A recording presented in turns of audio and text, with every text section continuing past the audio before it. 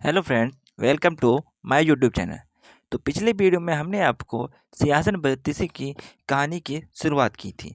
तो जिसमें हमने आपको सिंहासन बत्तीसी की 6 पुतलियों के द्वारा बताई गई कथा आपको सुनाई थी। तो आज के इस वीडियो में हम आपको सिंहासन बत्तीसी की 7वीं पुतली कॉमेडी की कथा आपको सुनाएंगे। तो फ्रेंड्स, 7वीं पुतली कॉमेडी की कथा इस प्रकार है।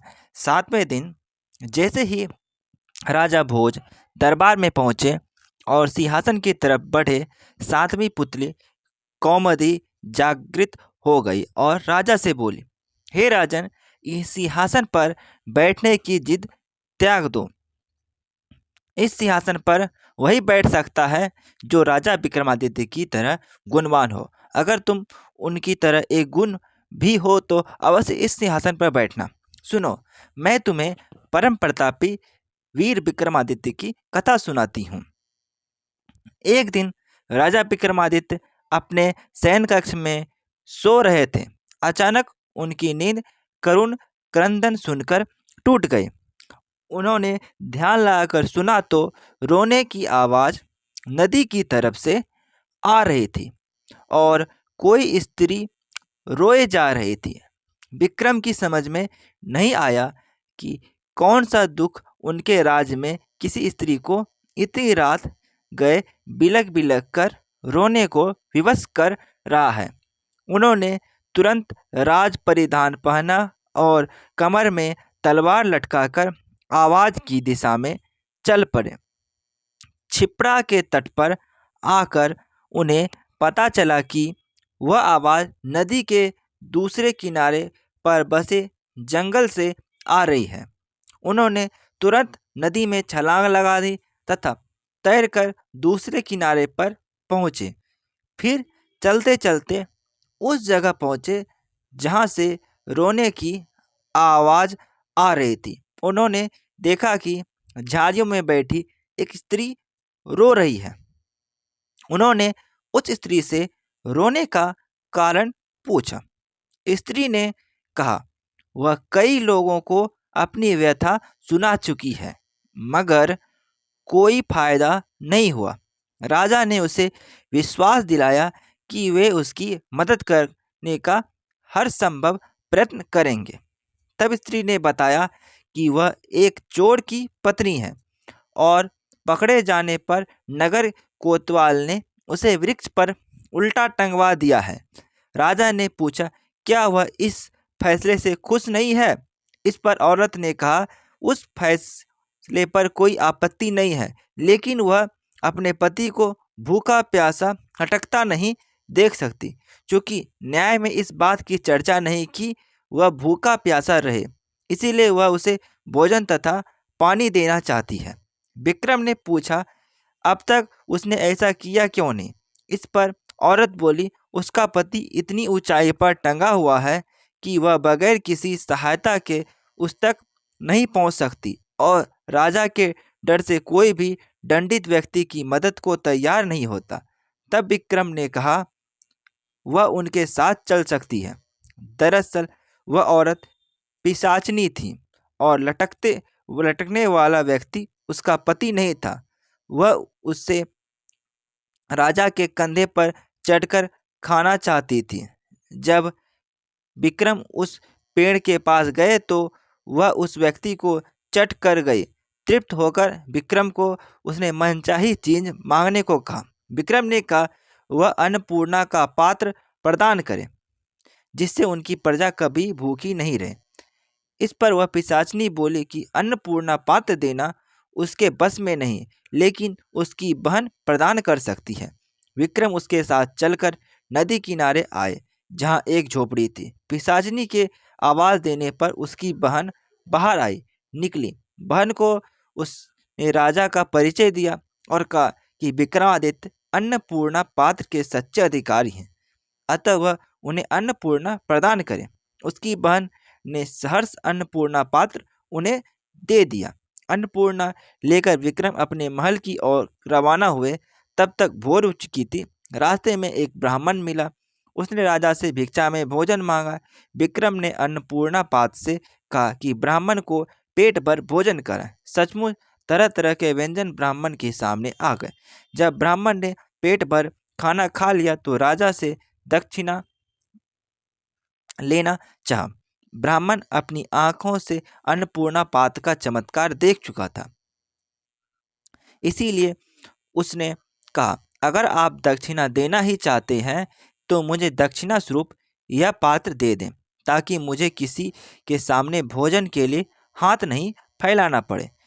विक्रम ने बेहिचक उसी क्षण उसे वह पात्र दे दिया। ब्राह्मण राजा को आशीर्वाद देकर चला गया। वे अपने महल लौट गए। कौमुदी बोली, बताओ राजन, क्या तुम ऐसा कर पाते अगर राजा विक्रम की जगह होते? इतना कहकर कौमुदी पुनः सिंहासन में जाकर जड़ तो हो गई। राजा भोज विचारों में खो गए और सिंहासन पर बैठने का अन्य उपाय खोजने लगे। अगले दिन 8वीं पुतली पुष्पवती ने रोका राजा भोज का रास्ता। तो 8वीं पुतली पुष्पवती की कथा। 8वें दिन राजा भोज पुनः राज दरबार में सिंहासन पर बैठने के लिए पहुंचे। तभी 32 पुतलियों में से एक 8वीं पुतली पुष्पवती जागृत हो गई और बोली, ठहरो राजन, अभी तुम इस सिंहासन पर बैठने के योग्य नहीं हुए हो। अगर तुम मानते हो कि तुम भी राजा विक्रमादित्य की तरह महान हो तो अवश्य बैठ सकते हो, पर पहले अपना आत्ममूल्यांकन करो। सुनो, मैं तुम्हें राजा विक्रम की कथा सुनाता हूँ। एक दिन राजा विक्रमादित्य के दरबार में एक बढ़ई आया। उसने राजा को काठ का एक घोड़ा दिखाया और कहा, यह न कुछ खाता है न पीता है और जहाँ चाहे वहाँ ले जाता है। राजा ने उसी समय दीवान को बुलाकर 1 लाख रुपये उसे देने को कहा। दीवान बोला, यह तो काठ का है, इतने काम का नहीं है। राजा ने गुस्से से कहा, 2 लाख रुपये दो। दीवान चुप रह गया। रुपये दे दिया। रुपये देकर बढ़ई चलता बना, पर चलते चलते कह गया कि इस घोड़े में एड़ लगाना, कोड़ा मत लगाना। एक दिन राजा ने उस पर सवारी की, पर वह बढ़ई की बात भूल गई। घोड़े पर कोड़ा जम दिया। कोड़ा लगना था। घोड़ा हवा से बातें करने लगा और समुद्र पार ले जाकर उसे जंगल में एक पेड़ पर गिरा दिया। उड़कते हुए राजा नीचे गिरे, संभलने पर उठे और चलते चलते एक ऐसी बीहड़ वन में पहुंचे कि निकलना मुश्किल हो गया। जैसे तैसे वह वहां से निकले।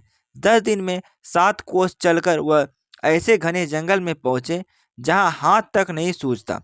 चारों तरफ शेर चीते दहाड़ते थे। राजा घबराए, रास्ता नहीं सूझता था। आखिर 15 दिन भटकने के बाद एक ऐसी जगह पहुंचे जहां एक मकान था। उसके बाहर एक ऊंचा पेड़ और 2 कुएं थे। पेड़ पर एक बंदरिया थी। वह कभी नीचे आती तो कभी ऊपर चढ़ती। राजा पेड़ पर चढ़ गए और छिपकर सब हाल देखने लगे। दोपहर होने पर एक यति वहां आया। उसने बाईं तरफ के कुएं से एक चुल्लू पानी लिया और उस बंदरिया पर छिड़क दिया। वह तुरंत एक बड़ी ही सुंदर स्त्री बन गई। यति पहर भर उसके साथ रहा, फिर दूसरे कुएं से पानी खींचकर उस पर डाला। वह फिर बंदरिया बन गई। वह पेड़ पर जा चढ़ी और यति गुफा में चला गया। राजा को यह देखकर बड़ा अचंभ हुआ। यति के जाने पर उसने भी ऐसा ही किया। पानी पड़ते ही बंदरिया सुंदरी स्त्री बन गई।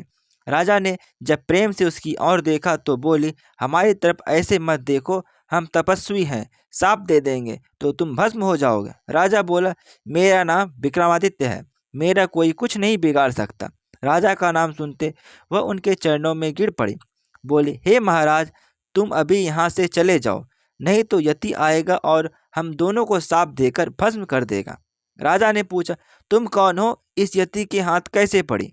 वह बोली, मेरे पिता कामदेव और माँ पुष्पावती हैं। जब मैं 12 वर्ष की हुई तो मेरे माँ बाप ने मुझे एक काम करने को कहा। मैंने उसे नहीं किया। इस पर उन्होंने गुस्सा होकर मुझे इस यति को दे डाला। वह मुझे यहाँ ले आया और बंदरिया बनाकर रखा। सच है, भाग्य के लिखे क्यों मिटा नहीं सकता। राजा ने कहा, मैं तुम्हें साथ ले चलूँगा। इतना कहकर उसने दूसरे कुएं का पानी छिड़ककर उसे फिर बंदरिया बना दिया। अगले दिन वह यति आया। जब उसने बंदरिया को स्त्री बना लिया तो वह बोली, मुझे कुछ प्रसाद दो। यति ने एक कमल का फूल ली दिया और कहा, यह कभी कुम्हलाएगा नहीं और रोज एक लाल रत्न देगा, इसे संभाल कर रखना। यति के जाने पर राजा ने बंदरिया को स्त्री बना दिया। फिर अपने वीर बेतालों को बुलाया। वे आए और तख्त पर बिठाकर उन दोनों को ले चले। रास्ते में यति का दिया लाल रत्न उगलने वाला फूल राजा ने एक सुंदर खेलते हुए बालक को दिया। बालक फूल लेकर घर चला गया। राजा स्त्री को साथ लेकर अपने महल में आ गए। अगले दिन कमल में एक लाल रत्न निकला। इस तरह हर दिन निकलते निकलते बहुत से लाल रत्न इकट्ठे हो गए। एक दिन उस बालक का पिता उन्हें बाजार में बेचने गया। कोतवाल ने उसे पकड़ लिया, राजा के पास ले गया। लड़के का बाप ने राजा को सब हाल ठीक ठीक कर सुनाया। बताया कि उसे नहीं पता यह फूल कहाँ बालक के पास कहाँ से आया, लेकिन हर दिन इसमें से रत्न निकलता है। सुनकर राजा को सब याद आ गया। कोतवाल को उन्होंने हुक्म दिया कि वह उसे बेकसूर आदमी को 1,00,000 रुपये दे। इतना कहकर पुतली पुष्पवती बोली, हे राजन, जो विक्रमादित्य जैसा दानी और न्यायी हो वही इस सिंहासन पर बैठ सकता है। राजा झुंझलाकर चुप रह गए। अगले दिन वह सिंहासन की तरफ बढ़ा तो मधुमालती नाम की 9वीं पुतली ने उसका रास्ता रोका। राजा भोज हर दिन नई पुतली से राजा विक्रमादित्य की महानता और त्याग के किस्से सुनकर परेशान हो चुके थे, लेकिन वे सिंहासन पर बैठने का मोह भी नहीं रोक पा रहे थे। दूसरा तरफ उज्जैनी की जनता अपने पूर्व राजा विक्रमादित्य के त्याग की कहानियां सिंहासन की पुतलियों से सुनने को बड़ी संख्या में हर दिन एकत्र होने लगे। 9वें दिन जैसे ही राजा भोज सिंहासन की तरफ बढ़ने लगे, मधुमालती नामक पुतली जागृत हो उठी और बोली, ठहरो राजन, क्या तुम राजा विक्रम की तरह प्रजा के लिए अपने प्राणों का भी त्याग कर सकते हो? अगर नहीं तो सुनो राजा विक्रमादित्य की कहानी। एक बार राजा विक्रमादित्य ने राज्य और प्रजा की सुख समृद्धि के लिए एक विशाल यज्ञ का आयोजन किया। कई दिनों तक यज्ञ चलता रहा। एक दिन राजा मंत्र पाठ कर रहे, तभी एक ऋषि वहां पधारे। राजा ने उन्हें देखा, पर यज्ञ छोड़कर उठना असंभव था। उन्होंने मन ही मन ऋषि का अभिवादन किया तथा उन्हें प्रणाम किया। ऋषि ने भी राज्य का अभिप्राय समझकर उन्हें आशीर्वाद दिया। जब राजा यज्ञ से उठे तो उन्होंने ऋषि से आने का प्रयोजन पूछा। राजा को मालूम था कि नगर से बाहर कुछ ही दूर पर वन में ऋषि एक गुरुकुल चलाते हैं, जहाँ बच्चे विद्या प्राप्त करने जाते हैं। ऋषि ने जवाब दिया कि यज्ञ के पुण्यित अवसर पर वे राजा को कोई असुविधा नहीं देते। अगर 8 से 12 साल तक के 6 बच्चों के जीवन का प्रश्न नहीं होता, राजा उनसे सब कुछ विस्तार से बताने को कहा। इस पर ऋषि ने बताया, कुछ बच्चे आश्रम के लिए सूखी लकड़ियां बीनने वन में इधर उधर घूम रहे थे। तभी 2 राक्षस आए, उन्हें पकड़कर ऊंची पहाड़ी पर ले गए। ऋषि को जब ये उपस्थित नहीं मिले तो उनकी तलाश में वे वन में बेचैनी से भटकने लगे। तभी पहाड़ी के ऊपर से गर्जना जैसी आवाज़ सुनाई पड़ी, जो निश्चित ही उनमें से एक राक्षस की थी। राक्षस ने कहा, उन बच्चों की जान के बदले तुम्हें एक पुरुष की आवश्यकता है, जिसकी वे माँ काली के सामने बलि देंगे। जब ऋषि ने बलि के हेतु अपने आप को उनके हवाले करना चाहा तो उन्होंने असहमति जताई। उन्होंने कहा कि ऋषि बूढ़े हैं और काली माँ ऐसे कमजोर बूढ़े के बलि से प्रसन्न नहीं होगी। काली माँ के बलि के लिए अत्यंत स्वस्थ क्षत्रिय की आवश्यकता है। राक्षसों ने कहा है कि अगर कोई छल या बल से उन बच्चों को स्वतंत्र कराने की चेष्टा करेगा तो उन बच्चों को पहाड़ी से लुढ़का कर मार दिया जाएगा। राजा विक्रमादित्य से ऋषि की परेशानी नहीं देखी जा रही थी। वे तुरंत तैयार हुए और ऋषि से बोले, आप मुझे उस पहाड़ी तक ले चलें। मैं अपने आप को काली के सम्मुख बलि के लिए प्रस्तुत करूंगा।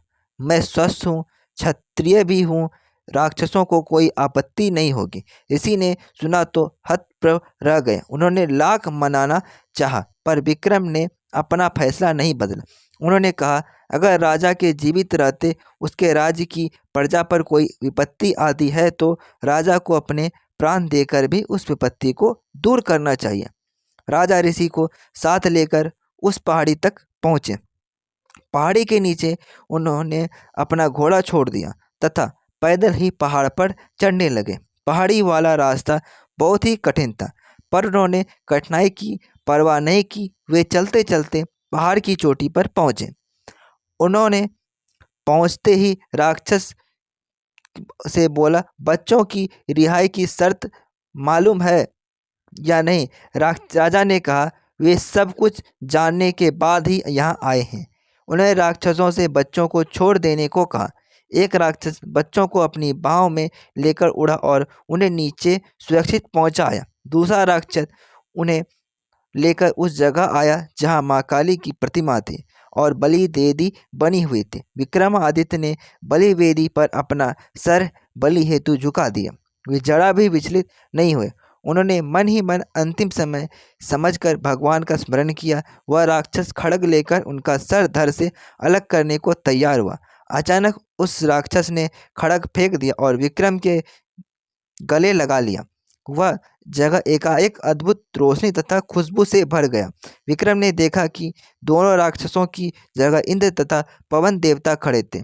उन दोनों ने राजा विक्रमादित्य की परीक्षा लेने के लिए यह सब किया था।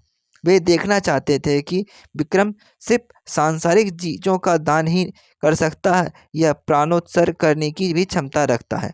उन्होंने राजा से कहा, उन्हें यज्ञ करता देख ही उनके मन में इस परीक्षा का भाव जन्मा तथा उन्होंने विक्रम को यशस्वी होने का आशीर्वाद दिया तथा कहा कि उनकी कीर्ति सदियों तक चारों ओर फैलेगी। इतना कहकर मधुमालती चुप हो गई। अगले दिन राजा का रास्ता रोका पुतली प्रभावती ने। 10वें दिन फिर राजा भोज उस दिव्य सिंहासन पर बैठने के लिए उद्यत हुए, लेकिन पिछले दिन की तरह इस बार 10वीं पुतली प्रभावती जागृत हो गई और बोली, रुको राजन, क्या तुम स्वयं को इस विक्रमादित्य के समान समझने लगे हो? पहले उनकी तरह पराक्रमी और दयालु होकर बताओ, तभी इस सिंहासन पर बैठने के अधिकार होंगे। सुनो, मैं तुम्हें परम प्रतापी विक्रमादित्य की कथा सुनाती हूँ। एक बार राजा विक्रमादित्य शिकार खेलते खेलते अपने सैनिक की टोली से काफ़ी आगे निकलकर जंगल में भटक गए। उन्होंने इधर उधर काफ़ी खोजा, पर उनके सैनिक उन्हें नजर नहीं आए।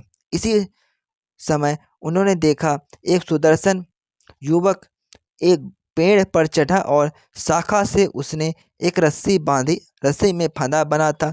उस फंदे में अपना सर डालकर झूल गया। विक्रम समझ गया कि युवक आत्महत्या कर रहा है। उन्होंने युवक को नीचे से सहारा देकर फंदा उसके गले से निकाला तथा उसे समझाया कि आत्महत्या कायरता है और अपराध भी है। इस अपराध के लिए राजा होने के नाते वे उसे दंडित भी कर सकते हैं। युवक उनकी रोबोली आवाज़ तथा वेशभूषा से ही समझ गया कि वे राजा हैं, इसीलिए भयभीत हो गया। राजा ने उसे सहलाते हुए कहा कि वह स्वस्थ और बलशाली युवक है, फिर जीवन से निराश क्यों हो गया? अपनी मेहनत के बल पर वह आजीविका की तलाश कर सकता है। उस युवक ने उन्हें बताया कि उनकी निराशा का कारण जीविकोपार्जन नहीं है। वह विपन्नता से निराश होकर आत्महत्या का प्रयास नहीं कर रहा था। राजा ने जानना चाहा कि कौन सी ऐसी अवस्था है जो उसे आत्महत्या के लिए प्रेरित कर रही है। उसने बताया कि वह कलिंगा का रहने वाला है तथा उसका नाम वसु है। एक दिन वह जंगल से गुजर रहा था कि उसकी नज़र एक सुंदर लड़की पर पड़ी। वह उसके रूप पर इतना मोहित हुआ कि उसने उससे उसी समय प्रणय निवेदन कर डाला। उसके प्रस्ताव पर लड़की हंस पड़ी और उसने उसे बताया कि वह किसी से प्रेम नहीं कर सकती, क्योंकि उसके भाग्य में प्रेम करना नहीं लिखा है।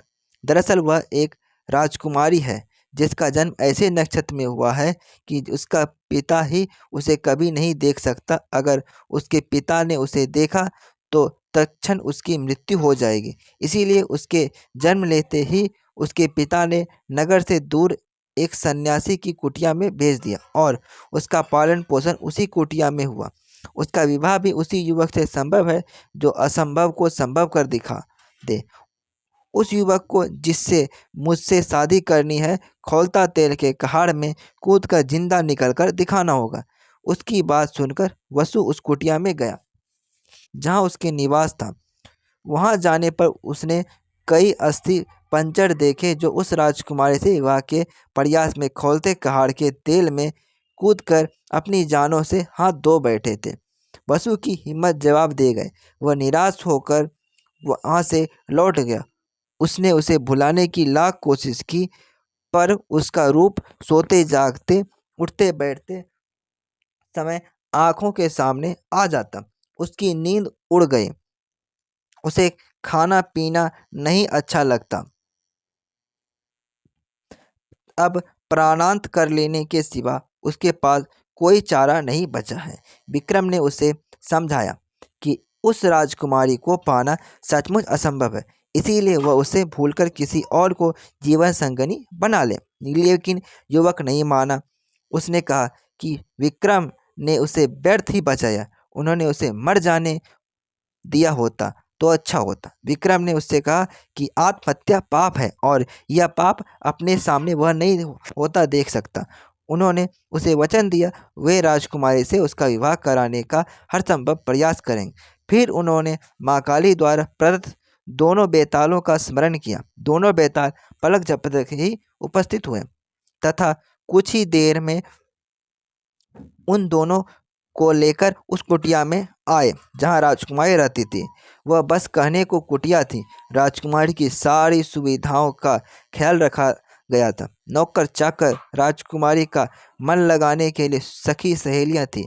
तपस्वी से लेकर विक्रमादित्य ने वसु के लिए राजकुमारी का हाथ मांगा। तपस्वी ने राजा विक्रमादित्य का परिचय पाकर कहा, अपने प्राण वह राजा को सरलता से अर्पित कर सकता है, पर राजकुमारी का हाथ उसी युवक को देगा जो खौलते तेल से सकुशल निकल आए। बस यह शर्त पूरी होनी चाहिए। राजा विक्रम ने कहा उसे बताया कि वे खुद ही इस युवक के स्थान पर कहाड़ में कूदने को तैयार है। तो तपस्वी का मुंह विस्मय से खुला रह गया। तभी राजकुमारी अपनी सहेलियों के साथ वहां आई। वह सचमुच अप्सराओं से भी ज्यादा सुंदर थी। खैर, विक्रम ने तपस्वी से कहकर कहाड़ भर तेल की व्यवस्था करवाई। जब तेल एकदम खौलने लगा तो माँ काली को स्मरण कर विक्रम तेल में कूद गए। खौलते तेल में कूदते ही उनके प्राण निकल गए और शरीर भूनकर स्याह हो गया। माँ काली अपने भक्तों को इस तरह कैसे मरते देती। उन्होंने बेतालों को विक्रम को जीवित करने की आज्ञा दी। बेतालों ने अमृत की बूंदें उनके मुंह में डालकर उन्हें जिंदा कर दिया। जीवित होते ही उन्होंने वसु के लिए राजकुमारी का हाथ मांगा। राजकुमारी के पिता को खबर भेज दी गई और दोनों का विवाह धूमधाम से संपन्न हुआ। इतना कहकर प्रभावती खामोश हो गई। राजा भोज समझ गए कि विक्रम के अतुल्य त्याग का उनके पास कोई जवाब नहीं है और लौट गए अपने कक्ष की तरफ। अगले दिन 11वीं पुतली त्रिलोचना ने रोका राजा को सुनाई विक्रमादित्य की सुंदर एवं रोचक कहानी। राजा भोज हर दिन तैयार होकर सिंहासन पर बैठने के लिए राजदरबार पहुंचते रहे और हर दिन दिव्य सिंहासन की सुंदर पुतलियां जागृत होकर उन्हें टोकती रही। हर पुतली उन्हें राजा विक्रमादित्य के त्याग और शौर्य की अतुल्य गाथा सुनाकर सिंहासन पर बैठने से रोक देती। अब तक आप 10 पुतलियों द्वारा सुनाई गई कथा पढ़ सुन चुके हैं। तो आइए जानते हैं 11वीं पुत्री त्रिलोचना की सुनाई कथा। तो अगले दिन राजा भोज जब दरबार में पहुंचे तो 11वीं पुतली त्रिलोचना जैसे ही जागृत होने के लिए तैयार ही बैठी थी। त्रिलोचना बोली, हे राजा भोज, आप प्रतिदिन इस सिंहासन पर बैठने के लिए आते हैं और राजा विक्रमादित्य की कथा सुनने के बाद लौट जाते हैं, फिर भी आप अब तक हिम्मत नहीं हारे। राजा भोज का विमान कब हो चला था। वे विनम्रता पूर्वक बोले, हे सुंदरी, आप हमें राजा विक्रमादित्य की कौन सी कथा सुनाने वाली हैं, कृपा सुनाएं। हमारे साथ साथ नगर की प्रजा भी अपने पूर्व राजा की वीरता और त्याग से परिचित होना चाहती है। त्रिलोचना ने मुस्कुराकर कथा आरंभ की। हे राजन, राजा विक्रमादित्य बहुत बड़े प्रजापालक थे। उन्हें हमेशा अपनी प्रजा की सुख समृद्धि की ही चिंता सताती रहती थी। एक बार उन्होंने एक महायज्ञ करने की ठानी। असंख्य राजा महाराजाओं, पंडितों और ऋषियों को आमंत्रित किया। यहाँ तक कि देवताओं को भी उन्हें ने नहीं छोड़ा। पवन देवता को उन्होंने खुद निमंत्रण देने का मन बनाया था। समुद्र देवता को आमंत्रित करने का काम एक योग्य ब्राह्मण को सौंपा। दोनों अपने काम से विदा हुए। जब विक्रम वन में पहुंचे तो उन्होंने ध्यान करना शुरू किया ताकि पवन देव का पता ठिकाना ज्ञात हो। योग साधना से पता चला कि पवन देव आजकल सुमेरु पर्वत पर वास करते हैं। उन्होंने सोचा अगर सुमेरु पर्वत पर पवन देवता का आह्वान किया जाए तो उनके दर्शन हो सकते। उन्होंने दोनों बेतालों का स्मरण किया। वे उपस्थित हो गए। उन्होंने उन्हें अपना उद्देश्य बताया। बेतालों ने उन्हें आनन फानन में सुमेरु पर्वत की चोटी पर पहुंचा दिया। चोटी पर इतना तेज हवा थी कि पैर जमाना मुश्किल था। बड़े बड़े वृक्ष, चट्टान अपनी जगह से उड़कर दूर चले जा रहे थे, मगर विक्रम तनिक भी विचलित नहीं हुए। वे योग साधना में सिद्धहस्त थे, इसीलिए एक जगह अचल होकर बैठ गए। बाहरी दुनिया को भूलकर पवन देव की साधना में रत हो गए। न कुछ खाना, न पीना, सोना, आराम करना भूलकर साधना में लीन रहे। आखिरकार पवन देव ने सुन ली। हवा का बहाना बिल्कुल थम गया। मंद मंद बहती वायु शरीर की सारी थकान मिटाने लगे। आकाशवाणी हुई, हे राजा विक्रमादित्य, तुम्हारी साधना से हम प्रसन्न हुए। अपनी इच्छा बता। विक्रम अगले ही क्षण सामान्य अवस्था में आ गए और हाथ जोड़कर बोले, वे अपने द्वारा किए जा रहे महायज्ञ में पवन देव की उपस्थिति चाहते हैं। पवन देव के पधारने से उनकी यज्ञ की शोभा बढ़ेगी। यह बात विक्रम ने इतने भावुक होकर कही कि पवन देव हंस पड़े। उन्होंने जवाब दिया कि शरीर यज्ञ में उनकी उपस्थिति असंभव है। वे अगर शरीर गए तो विक्रम के राज्य में भयंकर आंधी तूफान आ जाएगी।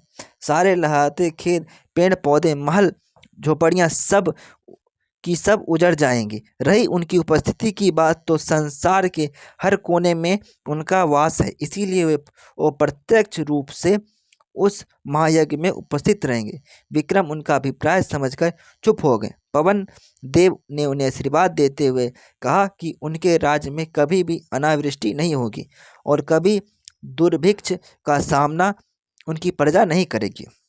उन्होंने विक्रम को कामधेनु गाय देते हुए कहा कि इसकी कृपा से कभी भी विक्रम के राज्य में दूध की कमी नहीं होगी। जब पवन देव लुप्त हो गए तो विक्रमादित्य ने दोनों बेतालों का स्मरण किया और बेताल उन्हें लेकर उनके राज्य की सीमा तक लाए।